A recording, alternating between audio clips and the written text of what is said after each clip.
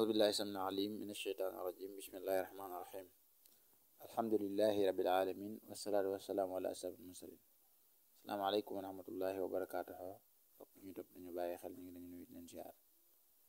tey ñu indi leen ci robo am solo boo xam ne képp koo xam ne nga bëgg nga am mboolem alali àdduna yi lépp loo ci bëgg rek yàlla yombalal la ko boo lay jëfandikoo lii incha allah lépp loo bëgg yàlla dala ko yombalal. شر من أراد جلب جميع أموال الدنيا تقرأ هذه الآية الكريمة شباحا ومساء. آية بني لنكو جانج آية بني جانج ومن يتق الله يجعل له مخرجا ويرزقه بنيو أكتي ويرزقه إذا ويرزقه نتخو ثم تذكر يا رشاق 308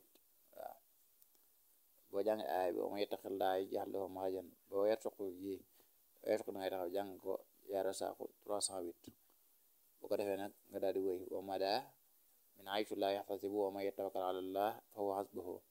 boo wéylee aay bi ba si ci fa huwa hasbuhu gi nga sikkaraat hasbunallahu wa ni'mal wakilu hasbunallahu wa ni'mal wakilu nga sikkaraat ko moom it 450.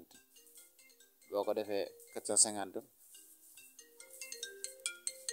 bu ko defee nga daal di wéy nga wéyal aaya bi omada nga wéy inna allaha baaligu amrahu qad ja'ala allahu li kulli shay'in qadra.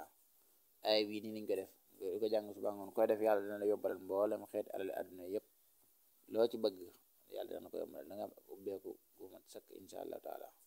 si roba am solo maa ngi koy dénk mbokk do nga daal yëpp tey dafa ànd ak kaaraange da nga am ubbeeku am mucc insha allah taala. lii la ñu indi tey di ñaan yéen nga xam ay gan ngeen abonné ci chaîne bi di fi def asalaamaaleykum wa rahmatullahi wa barakatuh.